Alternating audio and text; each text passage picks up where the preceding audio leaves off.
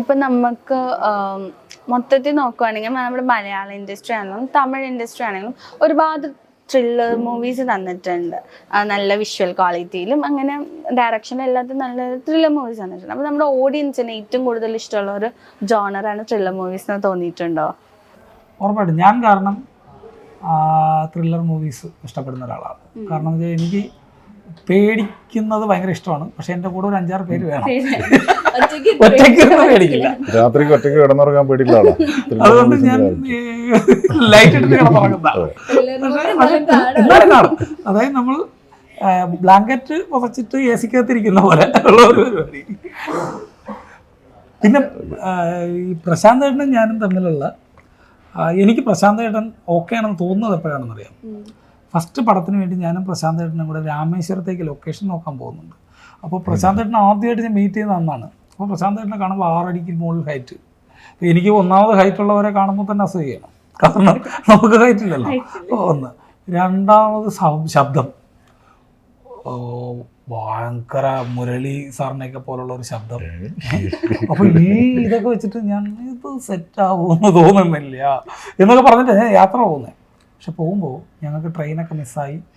ഞങ്ങൾ ഇങ്ങനെ ഒരു ബസ്സിലാണ് പോകുന്നത്. ആ ബസ്സിൽ ഇങ്ങനെ പോകുമ്പോൾ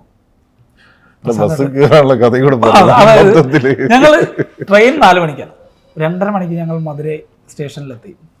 പോയി ട്രെയിൻ കണ്ടു. ട്രെയിൻ ഭയങ്കര ഭംഗിയായിട്ടൊക്കെ അവിടെ ഇട്ടിട്ടുണ്ട്. അപ്പോൾ പ്രസാദേട്ടനോട് നമുക്ക് ഭക്ഷണമൊക്കെ കഴിച്ചിട്ട് വന്ന് ട്രെയിൻ എടുക്കാറുമ്പോൾ കയറിയാൽ ഇവിടെ നിന്ന് തുടങ്ങുന്ന വണ്ടിയാണല്ലോ. നമ്മൾ ഭക്ഷണമൊക്കെ കഴിച്ചു വന്നു. വീണ്ടും അവിടെ ഇരുന്നു. കാരണം ട്രെയിൻ എടുക്കാൻ ഇനി 1 മണിക്കൂർ കൂടെ ഉണ്ട്. പിന്നെ ഒരു 15 മിനിറ്റ് മുമ്പ് ഞങ്ങൾ ചെന്നപ്പോൾ ഒരു 2 ട്രെയിനിൻ്റെ ആൾ ഉള്ളിലുണ്ട്, ഒരു ട്രെയിനിൻ്റെ ആൾ പുറത്താണ്. അപ്പോൾ 4 മണിക്കൂർ മുമ്പേ വന്നിട്ട് ട്രെയിനിൽ കയറാൻ പറ്റുന്ന അവസ്ഥയാണ്. അപ്പോൾ ഒരു ഓട്ടോ ഡ്രൈവറോട് ചോദിച്ചപ്പോൾ പുള്ളി പറഞ്ഞു ബസ്സിന് സെയിം ടൈമാണ് പൊക്കോളം പറഞ്ഞു. അങ്ങനെ ഞാൻ ബസ്സിൽ കയറുന്നത്. ഈ ബസ്സിൽ പൊക്കോണ്ടിരിക്കുമ്പോൾ പ്രശാന്തായിട്ട് സീരിയസ് ആയിട്ട് എൻ്റെ അടുത്ത് കയറി. അപ്പോൾ ഫ്രണ്ടിൽ ചെന്ന ഡ്രൈവറുടെ അടുത്ത് പറഞ്ഞാൽ ഞങ്ങൾ സിനിമാക്കാരാണ്, ഞങ്ങൾ ലൊക്കേഷൻ നോക്കാനാണോ എന്ന് പറഞ്ഞാൽ പുള്ളി അവിടെ സീറ്റൊക്കെ റെഡിയാക്കി തന്നു. എന്നിട്ട് പുള്ളി വണ്ടി ഓടിക്കുന്നത് പിന്നെ ഞങ്ങൾക്ക് വേണ്ടിയാണ്. എന്നൊക്കെ വന്നിട്ട് ഓടിച്ച് ഇങ്ങനെ സ്പീഡ് കൂട്ടും, ഞങ്ങളെ ഇമ്പ്രസ് ചെയ്യുന്നുണ്ടോ നോക്കും, അങ്ങനെ പോവാം. പൊക്കോണ്ടിരിക്കുന്നതിൻ്റെ പ്രശാന്തായിട്ട് ഇങ്ങനെ പറയാം, എടാ എൻ്റെ വലിയ ആഗ്രഹമാണ് ഈ പാമ്പൻ പാലം എന്ന് കേട്ടിട്ടേ ഉള്ളത്, ആദ്യമായിട്ടാണ് കാണാൻ പോകുന്നത്. ശരിക്കും ഈ പാമ്പൻ പാലം എവിടെയാണ്? അപ്പോൾ ഡ്രൈവർ വണ്ടി ചവിട്ടിയൊക്കെ നിർത്തി, എടാ പൊട്ടന്മാരെ ഇപ്പൊ പാമ്പൻ പാലത്തിന് മുകളിലൂടെ എടാ പൊക്കോണ്ടിരിക്കുന്നത്, ഇനി ഒരു 100 മീറ്റർ കൂടെ കഴിഞ്ഞ് കഴിയും. GST ഒക്കെ കുറയ്ക്കാനുണ്ട്. അങ്ങനെ അപ്പൊ എനിക്ക് ഉറപ്പിച്ചു ഇത് നമുക്ക് പറ്റിയ ടീമാണ്, എങ്കിൽ നമുക്ക് മുമ്പോട്ട് പോകാൻ പറ്റും. അങ്ങനെയാണ് ഞങ്ങൾ ടീമാവുന്നത്. അപ്പൊ അങ്ങനെ ഒരു സ്റ്റോറി ഉണ്ട്. GST ഒരുപാട് കുറയ്ക്കാനുണ്ട്. 80% GST. പിന്നെ കഥ പറയാൻ എടുക്കണം. ഇപ്പൊ എല്ലാ കഥ പറയും. ഇപ്പൊ എന്റെ ഇപ്പം നമ്മൾ ഈ 2 പടം കഴിഞ്ഞു. തമിഴിലെ സൂപ്പർ സ്റ്റാർസിനോടൊക്കെ കഥ പറഞ്ഞിട്ടുണ്ട്. അഭിലാഷിന്റെ ഒരു ഗുണം തന്നെ കഥ പറഞ്ഞാൽ ഏത് സൂപ്പർ സ്റ്റാറും ഡേറ്റ് കൊടുക്കും. അങ്ങനെ പറയുന്നത് ഇപ്പൊ ഏതാണ്ട് ഒരു സാമ്പിൾ കണ്ടില്ല. അതാണ്. അപ്പൊ അതൊരു കഥ പറയാൻ വേണ്ടി ഒരു 2% ഞാൻ എക്സ്ട്രാ ആഡ് ചെയ്യും, കുറച്ചിടും. പക്ഷേ ബാക്കി സത്യം.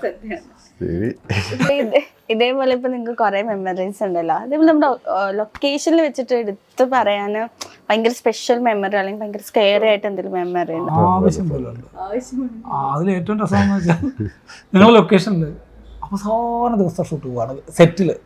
അപ്പോൾ ഈ സെറ്റ് എന്ന് പറയുമ്പോൾ ഭയങ്കര ചൂടാണ്. വെളുപ്പിന് 4 മണിക്കാണ് ഷൂട്ട് പോയിക്കൊണ്ടിരിക്കുന്നത്. അന്ന് 5 മണിയോടുകൂടി ഷൂട്ട് ക്ലോസ് ചെയ്യണം. അപ്പോൾ അതിനിങ്ങനെ പോയിക്കൊണ്ടിരിക്കുന്നതിൻ്റെ ഇടയിൽ എൻ്റെ അടുത്ത് ഹീറോ നമ്മുടെ ജിത്തൻ രമേശ് പറഞ്ഞു, അഭിലാഷ് നമ്മളെ പടത്തിന് വേണ്ടി നമുക്ക് ഉറക്കൊഴിയാം, കുഴപ്പമൊന്നുമില്ല, നമ്മളുടെ ആവശ്യമാണല്ലോ.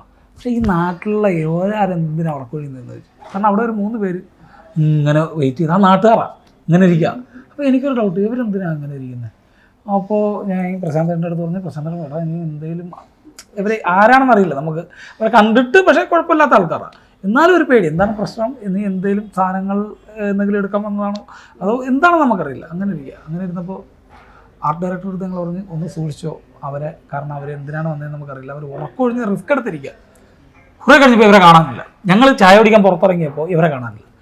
ആർട്ട് ഡയറക്ടറും ടീമും ഓടി അകത്ത് കയറിയപ്പോൾ ഗുഹയ്ക്കുള്ളിൽ അവരുണ്ട്. പിടിച്ചു അവിടെ കൊണ്ടുവന്നു. എന്താ സംഭവം എന്ന് വെച്ചു. അപ്പോഴാ സംഭവം എന്താണെന്ന് വെച്ചാൽ ഇവർ അവിടെ ഒരു അമ്പലമുണ്ട്. ഈ അമ്പലത്തിൽ എല്ലാ വർഷവും ഉത്സവം നടക്കും. അപ്പോൾ ഇവർ ഗൾഫിലാണ്. എല്ലാ വർഷവും ഉത്സവത്തിന് 1 ആഴ്ച മുമ്പ് ഇവർ നാട്ടിൽ വരും. നാട്ടിൽ വന്നിട്ട് ഈ ഉത്സവത്തിന് പങ്കെടുക്കും. അപ്പോൾ കഴിഞ്ഞ തവണ വന്നപ്പോൾ ഒരു പറങ്ങാമ്പഴമൊക്കെ ഉണ്ടല്ലോ, ഇതൊക്കെ ഇട്ടിട്ട് ഒരു ചാരായവും പോലെ ഒരെണ്ണം ഉണ്ടാക്കിയിട്ട് ഇവിടെ കുഴിച്ചിട്ടിട്ട് പോയേക്കുക. ഇതിന്റെ മുകളില് ഞങ്ങൾ അതിന്റെ മുകളിൽ കംപ്ലീറ്റ് കവേർഡ് സെറ്റ് ഇട്ടേക്ക. ഉമ്മാർക്ക് നമ്മൾ പോയാൽ മാത്രമേ സാധനം എടുക്കാൻ പറ്റൂ. ഇതിന്റെ മുകളിൽ നമ്മൾ JCB ഒക്കെ കൊണ്ടുവന്ന് വലിയ കല്ലൊക്കെ എടുത്ത് വെച്ചേക്കുക ഈ കോഴിക്കുള്ളിൽ.